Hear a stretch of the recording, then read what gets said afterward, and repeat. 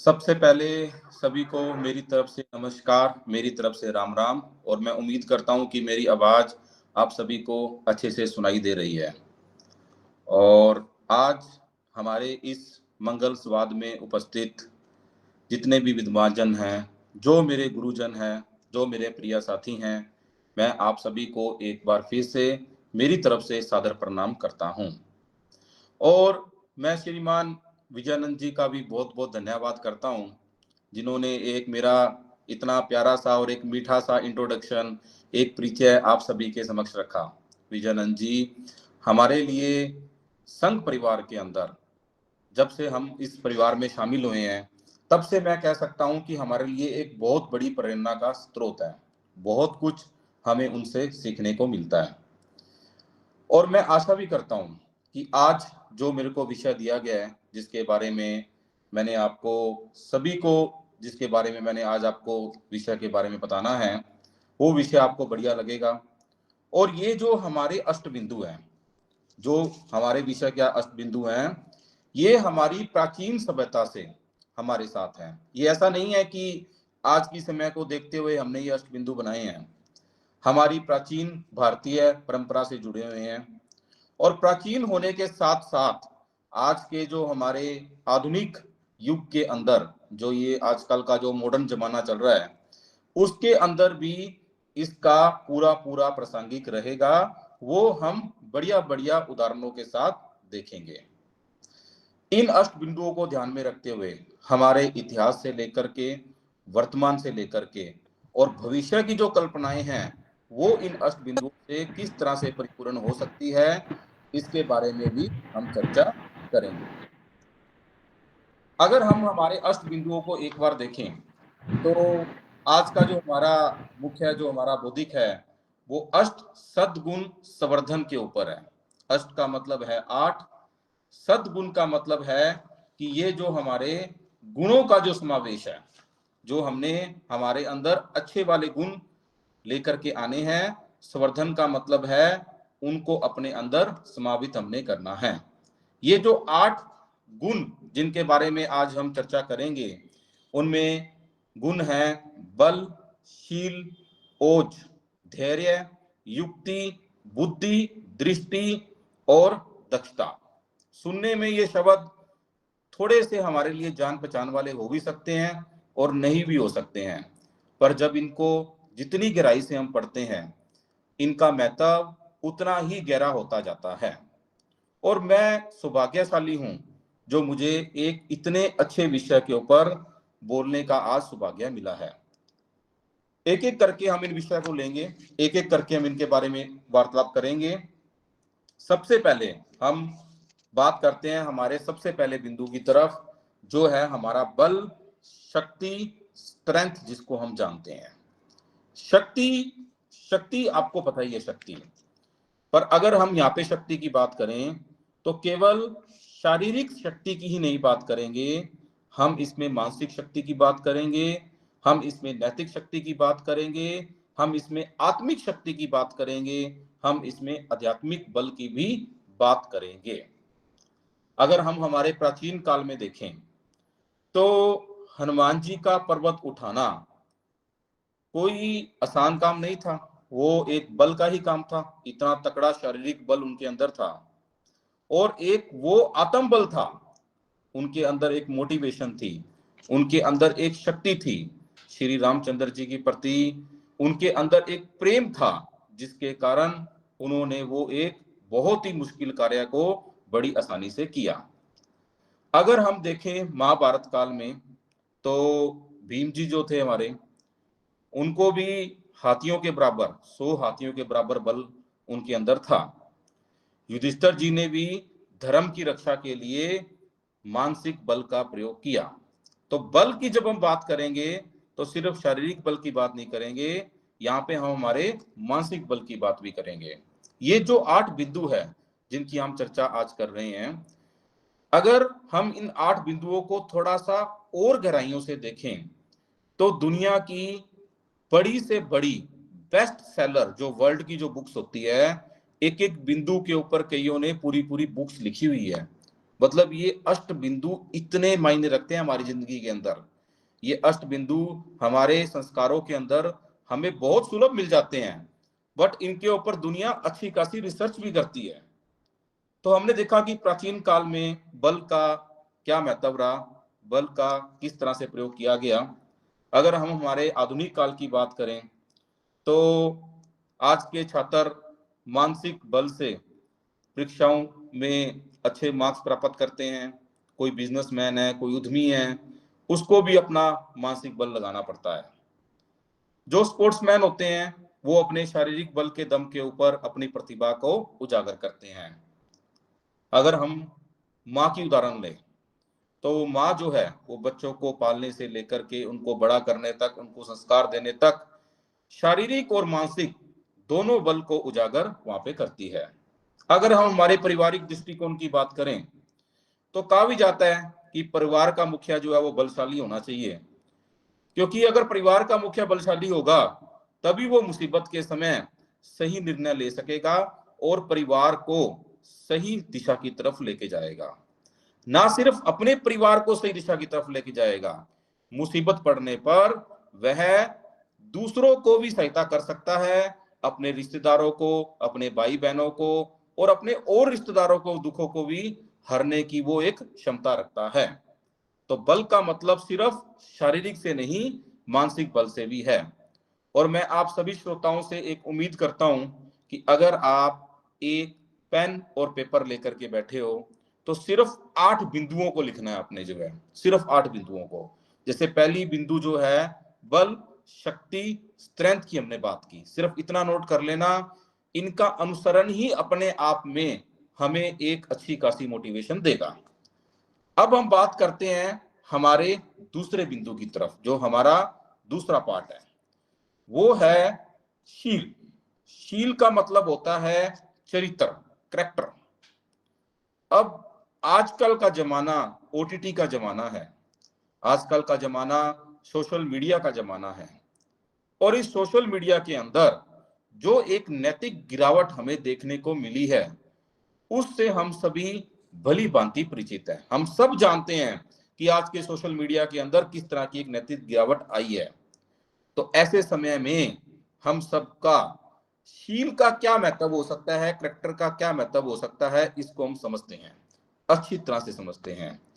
शील का मतलब यही होता है कि सत्यावान रहना, विनम्र रहना, संयम में रहना, आदर्श व्यवहार करना, इन सभी को शील कहा जाता है। कैरेक्टर, चरित्र, शील को हम कैरेक्टर से अच्छे से समझ सकते हैं। अगर हम हमारे प्राचीन भारत की बात करें, स्वर्णिम युग की बात करें, राम जी के समय में राम जी के पिताजी ने जब उनको वनवास का कहा तो बिना किसी किंतु परंतु के 14 साल के लिए उन्होंने वनवास को स्वीकार किया। ये उनका एक आदर्श कैरेक्टर था जिससे हम आज भी प्रेरित होते हैं। तो ये जो शील या आप कह दो चित्रवान होना, ये भी एक बहुत बड़ा गुण है जो एक इंसान के अंदर होना चाहिए। सीता माता जी एक शील नेचर के ही थे, जो उन्हें एक आदर्श नारी के रूप में आज भी हम उनको जानते हैं। अगर हम हमारे आधुनिक युग की बात करें, वर्तमान की बात करें, जो काल चल रहा है हम उसकी बात करें, तो आपने देखा होगा आपके आस पड़ोस में, आपके कार्यशाला पे या जहां पे भी आप रहते हो, वहां पे सिर्फ जो व्यक्ति चरित्रमान होते हैं, जो व्यक्ति शील होते हैं, उन्हीं पे हम भरोसा करते हैं, उन्हीं को अपने घर के अंदर तक लेके आते हैं, उन्हीं को अपनी रसोई तक लेकर के आते हैं। हमने अपने सर्कल बना रखे हैं कि किस लेवल तक किस बंदे को रखना है। जो बंदा शील होगा, चित्रवान होगा, वो ही हमारे घर के आंगन तक आ सकता है। तो ये भी एक ऐसा गुण है जिसका समावेश हमें हमारे अंदर करना चाहिए और इसके लिए बाकियों को भी प्रेरित करना चाहिए। तो आधुनिक युग में तो इसका पूरा पूरा यूज है ही है। अगर हम हमारे पारिवारिक दृष्टिकोण की बात करें तो यदि माता पिता यदि अगर शीलवान होंगे तो उनके बच्चे उसी तरह के होंगे, वो उन्हीं नैतिक गुणों को अपनाएंगे जैसा हम होते हैं। हमारे छोटे भाई बहन, हमारे परिवार के छोटे बच्चे जो हमसे शिक्षा लेते हैं वो हम ही को ही देख करके सीखते हैं। तो शील एक ऐसा करैक्टर है जो आज के युग के अंदर मस्ट है और मस्ट रिक्वायर्ड है। तो हमें हमारे परिवार में इन बातों की डिस्कशन करनी चाहिए, इन चीजों के बारे में विचार करना चाहिए, ताकि हमारे परिवारजन जो है इस सोशल मीडिया के जमाने में, इस ओटीटी के जमाने में इन गुणों को भी अपने अंदर समावित कर सकें। तीसरा हमारा जो गुण, जो एक और हमारा गुण आता है, वो आता है ओज। ओज का मतलब आप ओजस्विता भी कह सकते हो, या आप इसको तेज कह सकते हो, या इसको इंग्लिश में तेजस भी कहा जाता है, या इनर रेडियंस, इंसान के अंदर की जो आत्मा होती है उससे रिलेटेड भी इसको कहा जाता है, या आम भाषा में जो आचरण है, जो वाणी है, जो नेत्रों से हमारे प्रकट होती है, उसको ओजस कहा जाता है। जब मैं ओजस की बात करता हूं ना, तो मुझे मेरे पिताजी की एक बात याद आती है। वो मुझे बताते थे कि मेरे दादाजी, श्री रामचंद्र जी उनका नाम था, उनकी आंखों में एक ऐसा तेज होता था कि उसको देख करके पता लगता था कि वो किस लेवल के ऊपर है। और हम सुनते भी हैं ना, ये कहानियां हमने हमारे बुजुर्गों के बारे में सुनी है कि उसकी आंखें बिल्कुल लाल थी, मतलब कोई बंदा उसकी आंखों में आंखें मिला के बात नहीं कर सकता था।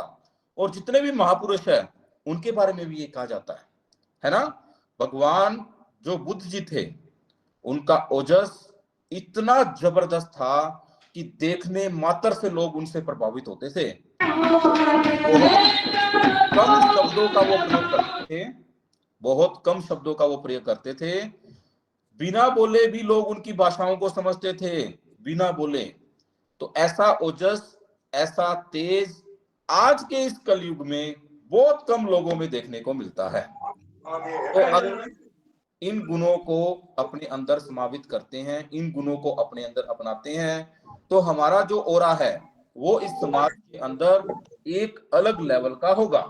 श्री कृष्ण जी हमेशा एक विलक्षण ओजस से भरे होते थे, जिन्होंने अर्जुन को गीता का उपदेश दिया था। तो श्री कृष्ण जी का अर्जुन जी को गीता का ज्ञान देना ही एक ओजस्विता का बहुत बड़ा परिणाम है जो हमें देखने को मिलता है।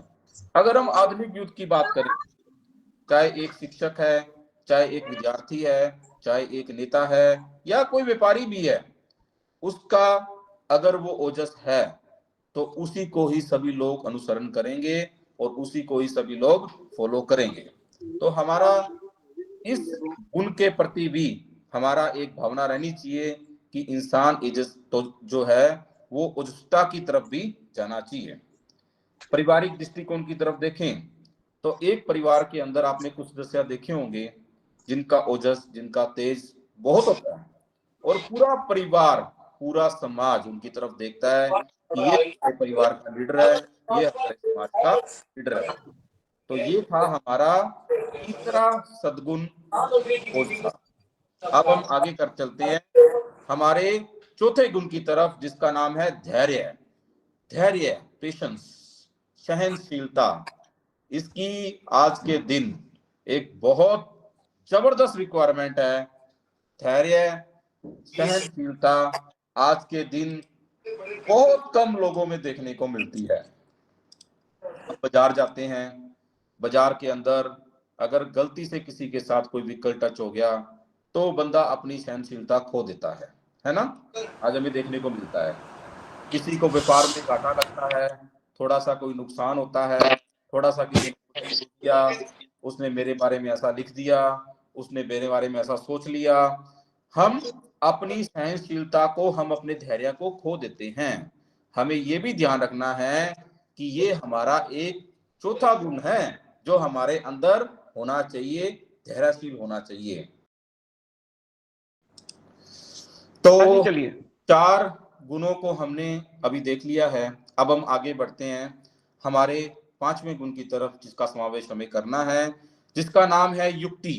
युक्ति मतलब रणनीति, युक्ति मतलब strategy and intelligence in action.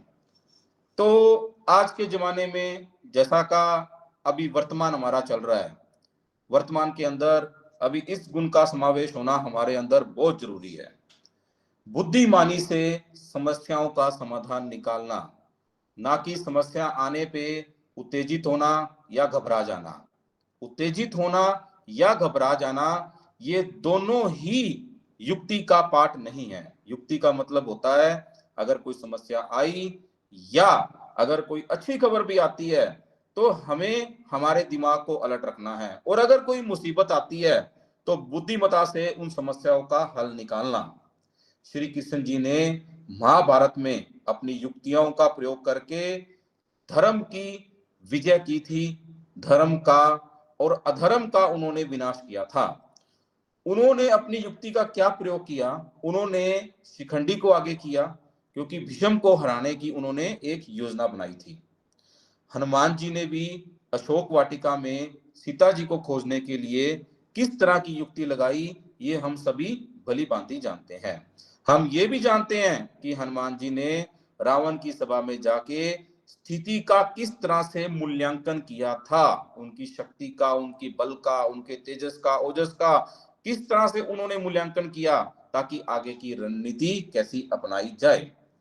अगर हम आधुनिक भारत की बात करें तो आजकल बच्चे कॉम्पिटिटिव एग्जाम की तैयारी करते हैं। यूपीएससी, नीट, जो दुनिया के one of the toughest exam में गिने जाते हैं, या सरकारी नौकरी की बच्चे तैयारी करते हैं, कोई भी कंपटीशन क्रैक करते हैं, तो सिर्फ पढ़ाई करने वाले बच्चे इन परीक्षाओं में कामयाब नहीं होते हैं। पढ़ाई के साथ साथ उस प्रतियोगिता परीक्षा की अगर एक प्रॉपर रणनीति बनाई जाए, एक प्रॉपर शेड्यूल बनाया जाए, एक प्रॉपर पैटर्न बनाया जाए, तो उस एग्जामिनेशंस को भी क्रैक किया जा सकता है। तो ये तो बात होगी हमारे आधुनिक विद्यार्थियों के लिए। अगर हम हमारे बिजनेसमैन की बात करें, किस तरह से आजकल का जमाना बदल रहा है ना? तो अगर एक बिजनेसमैन इस बदलते हुए जमाने को समझे और अपनी रणनीति उस तरह की अपनाए, तो वो आने वाले समय में अपने भविष्य को बहुत ही खुशहाल कर सकता है। पारिवारिक दृष्टिकोण में भी अगर माता पिता बच्चों के व्यवहार को समझने के लिए युक्ति पूर्वक कार्य करेंगे, बिल्कुल सिस्टमेटिकली, अगर वो अपने बच्चों को समझेंगे और उनको उसी तरह से ट्रेंड करेंगे जैसे वो करना चाहते हैं, तब भी बच्चे आपके दिखाए हुए रास्ते पर चलेंगे। तो युक्ति की आप कह सकते हैं कि आजकल के जमाने में युक्ति की, चतुराई की, रणनीति की समाज के हर पहलू पर हर समय हमें इसकी जरूरत पड़ती है। छठा हमारा जो नया गुण है जिसका हमने समावेश करना है वो है बुद्धि। बुद्धि मतलब इंटेलिजेंस, बुद्धि मतलब ज्ञान। सही और गलत के बीच का अंतर पता होना ही बुद्धि है। उचित और अनुचित का विवेक होना ही बुद्धि है। अगर हम देखें तो विदुर नीति, इसके बारे में भली भांति हम जानते होंगे। विदुर नीति आज के मॉडर्न जमाने के अंदर भी है। यूपीएससी की प्रिपरेशन के अंदर विदुर नीति के बारे में पढ़ाया जाता है। विदुर नीति आपको पता होगा, ये जो विदुर जी थे हमारे, ये धृतराष्ट्र के एक प्रमुख मंत्री थे और एक सलाहकार भी थे उनके, जो है बहुत बड़े। धृतराष्ट्र जी जितने भी उपदेश दिया करते थे उन सभी को लिखित रूप में विदुर जी ने विदुर नीति के रूप में पूरे के पूरे एक उपदेश की रचना कर दी है। पूरे के पूरे उपदेश की। ये जो आजकल की जितनी भी रणनीति होती है, या ये राजनीति होती है, या जो नैतिकता होती है, परिवार से लेकर के समाज तक, राजनीति से लेकर के घर तक, सब चीजों का ज्ञान इस विदुर नीति के अंदर उन्होंने लिख दिया है। तो विदुर नीति मतलब ज्ञान। ज्ञान का होना आज के जमाने में बहुत जरूरी है। जैसा कि हम जानते हैं आज का जमाना सोशल मीडिया का जमाना है। आपके सामने एक वीडियो आती है, आप उसको देखते हो। अगर आपके अंदर बुद्धि नहीं है, अगर आपके अंदर ज्ञान की कमी है, तो हम उन फेक वीडियोस को ओरिजिनल भी मान सकते हैं। अगर हम युक्ति का प्रयोग करें, कोई भी वीडियो, कोई भी मैसेज हमारे सामने आया, उसको बिना प्रमाणिकता के अगर हम फॉरवर्ड कर देंगे तो समझ लो कि हमसे गलती हो सकती है। युक्ति का प्रयोग करना है। जब तक कोई चीज कंफर्म ना हो, फेक न्यूज को या फेक वीडियोस को या फेक मैसेज को आइडेंटिफाई करना है और समाज को सही दिशा की तरफ लेके आना है। ये सिर्फ एक युक्तिमान व्यक्ति ही कर सकता है। और आज के सोशल मीडिया में लोग बहुत सारे जो ऑनलाइन फ्रॉड होते हैं या जो ऑनलाइन जितने भी आजकल ये जो कर्मकांड आजकल चल रहे हैं, इनके अंदर किस कारण फंसते हैं? क्योंकि वो अपनी युक्ति का प्रयोग नहीं करते। ये विवेक हमारे अंदर है, बस हमें उस मौके पे अलर्ट होना है जब इसकी हमें जरूरत हो।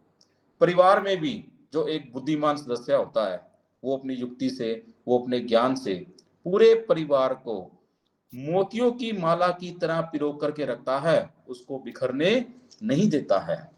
तो ये चीजें हमें, ये गुण हमें अपने अंदर भी आइडेंटिफाई करने हैं। सातवां जो गुण हमारे अंदर आता है वो आता है दृष्टि का। दृष्टि बोले तो विजन। विजन मतलब ये वो दृष्टि नहीं है कि हम खुली आंखों से कुछ देख रहे हैं, ये दूरदर्शिता, दूर की दृष्टि है। भविष्य की सोच और गहराइयों को समझने की एक क्षमता को दृष्टि कहा गया है। जैसे कृष्ण जी ने युद्ध से पहले परिणाम देख लिए थे, अगर आपको पता हो, जब इन्होंने गीता का ज्ञान दिया था, युद्ध से पहले उनको पता था कि इस युद्ध का शुरुआत कैसे होनी है, इस युद्ध के बीच में क्या चलेगा और इस युद्ध का अंत क्या होना है। अगर आपको ध्यान हो और अगर आपको स्मरण हो तो एक वर्ल्ड की बेस्ट सेलर बुक आती है, 7 habit of highly intellectual peoples, influential people. एक 8th हैबिट के नाम से भी आई थी। उसमें एक हैबिट होती है begin end in the mind.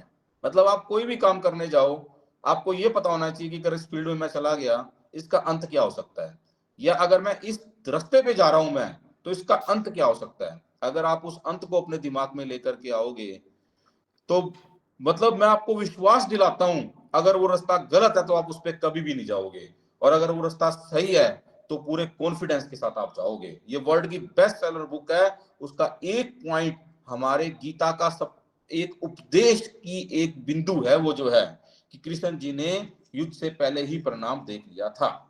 तो ये उनकी दूरदर्शिता थी, ये उनकी एक विजन था जिनको उन्होंने देखा। अब चाणक्य और चंद्रगुप्त मौर्य, इनके बारे में कौन नहीं जानता।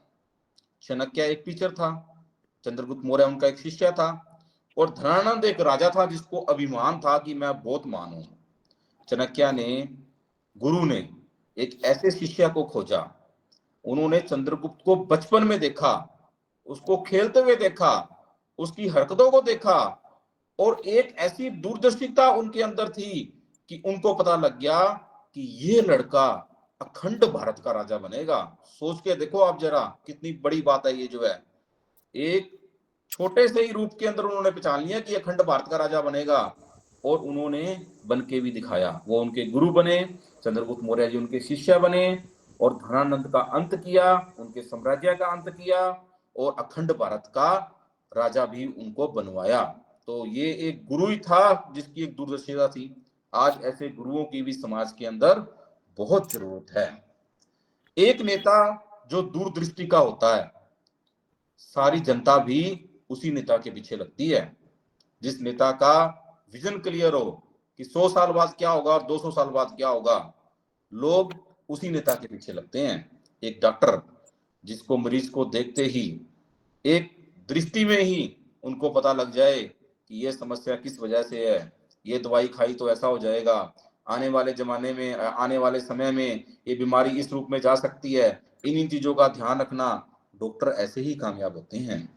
ज्यादातर मरीज उन्हीं डॉक्टरों को पसंद करते हैं जो इस तरह के दृष्टि को रखते हैं। पारिवारिक दृष्टिकोण में भी अगर माता पिता अपने बच्चों की भविष्य की परवाह करते हैं तो उनको भी दूरदर्शिता को ध्यान में रखते हुए, दृष्टि को ध्यान में रखते हुए अपने बच्चों का पालन पोषण, शिक्षा, संस्कार और सुरक्षा करनी चाहिए।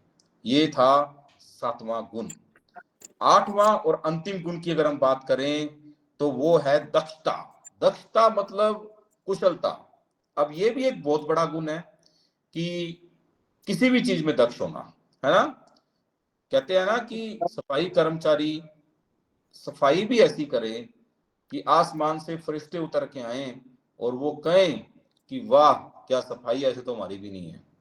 किसी भी काम को हम इतने मन लगा करके करें कि उसको देखने वाले उसकी तारीफों के पुल बांधें। ऐसी दक्षता हर इंसान के अंदर, हर काम के अंदर होनी चाहिए। किसी कार्य को उत्तम रूप में करना ही दक्षता कहलाता है। अगर हम अर्जुन जी की बात करें तो धनुष विद्या में वो इतने दक्ष थे कि जहां बाकी जनों को धनुष चलाते वक्त मछली की आंख के अलावा सब कुछ दिखता था, वहीं अर्जुन जी को और कुछ दिखा ही नहीं, उनको सिर्फ अपना टारगेट मछली की आंख दिखी। उसको आप आज की मॉडर्न भाषा के अंदर बुलजाई के नाम से भी जानते हैं, और बुलजाई के ऊपर भी हजारों बुक्स लिखी जा चुकी है।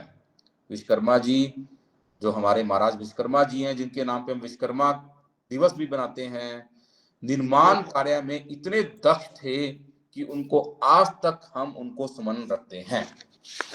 तो दक्ष होना भी अपने आप में एक बहुत बड़ा गुण है।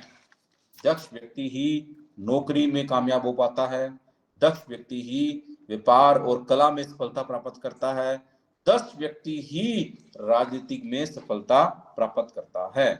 समाज को दक्ष चिकित्सक, इंजीनियर, शिक्षक, नेता चाहिए। अगर हम पारिवारिक दृष्टिकोण की बात करें तो माँ, जो हमारी माता जी होते हैं, उनकी दक्षता हम बचपन से देखते आए हैं। दक्ष तरीके से अपने बच्चों को पालना, सुव्यवस्थित करना और उनको संस्कार देना। पिता की दक्षता से ही पूरा परिवार जो है वो सुरक्षित रहता है। तो ये थे हमारे वो अष्ट बिंदु, अष्ट सद गुण संवर्धन, जिनका पालन करके हम समाज के अंदर अपने आप को एक अलग स्थान पे लेके जा सकते हैं, अपने आप को एक अलग लेवल पे लेके जा सकते हैं। बस मैं आपके 2-3 मिनट और लूंगा, एक छोटी सी कहानी मैं आपको इसके ऊपर सुनाऊंगा। 8 गुणों के बारे में तो मैं आपको बता चुका हूं। कहानी है रामकृष्ण गांव के 8 रतन। बहुत पुराने समय की बात है। रामकृष्ण नाम का एक सुंदर गांव था। गांव के जो लोग थे, गांव के जो लोग थे वो बहुत ही मेहनती थे, बहुत ही ईमानदार थे, बहुत ही धार्मिक थे। और एक दिन उस गांव में सूखा पड़ जाता है, खेत सूखे पड़ जाते हैं, खाने पीने को अन्न नहीं बचता, जानवर भूखे मरने लगते हैं। अब क्या कंडीशन हो सकती है? मुसीबत आई, पलायन कर जो, सबसे अच्छा ऑप्शन है। मुसीबत आई, भाग जाओ मुसीबत से, कोई नई जगह पे चला जाओ, सबसे आसान ऑप्शन है। पर उन गांव वासियों ने ऐसा नहीं किया। गांव के मुखिया ने सभी को बुलाया और बोला कि हम अपने अष्ट सद्गुणों को साथ लेकर के चलेंगे। देखो, प्रेरणा यहां से सबसे पहले तो यही मिलती है कि मुसीबत आने पे अपने अष्ट सद्गुणों को देखना चाहिए, उन पे वर्कआउट करना चाहिए। आप मुसीबत से बाहर निकलोगे कैसे, वो मैं आपको कहानी के थ्रू बता रहा हूँ। सबसे पहला गुण बल आया, शक्ति आया। तो सबसे पहले उसने युवाओं को प्रेरित किया और अपने गांव के पुराने कुएं, तालाब और उनकी खुदाई उसने शुरू करवा दी। सारे वहां से पत्थर हटाए गए, रास्ते से मिट्टी हटाई गई और शारीरिक मेहनत से गांव को फिर से जीने की एक आस दी गई। ये थी हमारी बल और शक्ति का प्रयोग से उन्होंने ऐसा किया। इसके बाद हम आगे चलते हैं शील की तरफ, चरित्र की तरफ। महिलाओं ने उस मुश्किल समय में अपने शील का पालन करते हुए गांव में एक अनुशासन बना करके रखा। सबको एक दूसरे को समान नजरों से देखा, कोई चोरी या किसी भी तरह की अव्यवस्था को नहीं होने दिया। ओजस, तेजस और ऊर्जा की बात करें तो बुजुर्गों ने अपने ओज से युवाओं को प्रेरित किया। उनको भजन सुनाए, उनको कथा कहानियां सुनाई, प्रभात फेरी लगाई गई और गांव में एक नई ऊर्जा भर दी गई कि इस मुसीबत के समय में भी इन चीजों का समावेश किया जा सकता है। चौथा, धैर्य है। जब कई दिनों तक बारिश नहीं हुई तो लोग अपना धैर्य खो सकते थे, पर उन्होंने नहीं खोया। गांव वालों ने अपने धैर्य को बचा करके रखा और वे ईश्वर से प्रार्थना करते रहे, काम करते रहे और अपनी मेहनत में जुटे रहे। युक्ति, चतुराई। तो गोपीनाथ जो उस गांव का मुखिया था, उसने एक युक्ति से काम लिया, उसने चतुराई से काम लिया। सब गांव के लोगों को इकट्ठे किया, सबको प्लानिंग बताई, सबको मेहनत से सबको काम पे लगाया और पहाड़ी से नहर की खुदाई करवा करके, एक झरना था वहां पे, उसका पानी अपने गांव तक लाने में लोगों को प्रेरित किया उसने, जो है बुद्धि ज्ञान। गांव के शिक्षक पंडित हरिदास ने सभी को पानी बचाने के लिए, फसल के चक्कर को बदलने के लिए नई तकनीकें अपनाने का उन सभी को ज्ञान दिया, ताकि भविष्य में ऐसी विपदा से निपटा जा सके। दृष्टि, दूरदर्शिता, गांव के बुजुर्गों ने दूरदर्शिता से तय किया कि आने वाले समय में हमें जल संरक्षण भी करना होगा, ताकि इस बार तो हमने ये मंदी देख ली, अगली बार ऐसा नहीं होना चाहिए। अगली बार अगर जल की कमी आती है तो पहली बात तो जल सुरक्षित होना चाहिए, अगर जल सुरक्षित नहीं होता तो इस मुसीबत से कैसे निपटा जा सकता है, उसकी प्लानिंग पहले से होनी चाहिए। दूरदर्शिता देखो यहाँ पे जो है। उसके बाद दक्षता और कुशलता, गांव के कारीगरों ने अपनी दक्षता से छोटे छोटे खाले, छोटी छोटी नहरें बनाई, तालाब बनाए और सुंदर उनको सजाया, और जल संरक्षण का एक बहुत ही उत्तम प्रबंध किया गया। कुछ महीने बाद नहर का पानी गांव तक आ गया, झरने का पानी गांव तक आ गया, खेत फिर से हरे भरे हो गए, फसलें उग गई, गांव में खुशहाली आ गई, और अपने फ्यूचर की भी उन्होंने प्रॉपर प्लानिंग कर ली वहां पे जो है। तो देखो गोपीनाथ जी ने गांव के मंदिर के सामने एक पत्थर भी खुदवाया, जहां पे उन्होंने इन अष्ट गुणों को लिखवाया। अब हमने पत्थर नहीं लगवाना है, हमने एक पेज के ऊपर इन अष्ट गुणों को लिखना है, ताकि हम भी अपने जीवन के अंदर इनका समावेश कर सकें। प्राचीन भारत के अंदर जब गुरुकुल की प्रथा हुआ करती थी, उस समय गुरुओं के द्वारा सद्गुणों को बच्चों के अंदर एक प्रॉपर एज के अंदर डिफाइंड था कि इस उम्र के अंदर ये वाला गुण आएगा, इस उम्र में ये वाला गुण आएगा। उन्हीं गुणों में से ये 8 गुण हमने निकाले हैं यहाँ पे जो है, जिन पे हमने आज एक छोटी सी चर्चा की है। और मैं उम्मीद करता हूँ कि मेरा जो विषय था वो आप सभी को समझ लगा है, और अगर मेरे विषय को व्यक्त करने में अगर किसी भी प्रकार का कोई शब्दों का हेरफेर हो गया या कुछ इधर उधर हो गई है, तो उसके लिए मैं पहले से आपसे क्षमा मांगता हूँ। धन्यवाद। वरिंदर जी, किसी के मन में कोई प्रश्न है तो वो कर लेगा। बहुत बहुत मन से व्यस्त रहेंगे, नमस्ते व्यस्त रहेंगे, सजग रहेंगे, सतत चलेंगे, सजग रहेंगे, सतत चलेंगे, प्रसन्न मन से व्यस्त रहेंगे, प्रसन्न मन से व्यस्त रहेंगे, सजग रहेंगे, सतत चलेंगे, सजग रहेंगे, सतत चलेंगे, शरीर मन की नित्य साधना, शरीर मन की नित्य साधना, अपने कदम बढ़ाए जा, अपने कदम बढ़ाए जा, घर घर आनंद आएगा, घर घर आनंद आएगा, हर घर मंगल छाएगा, हर घर मंगल छाएगा, घर घर घर घर आनंद आनंद आएगा, आएगा, घर घर आनंद आएगा, घर घर आनंद आएगा। सद्गुरु की जय। राजेश्वरी की जय।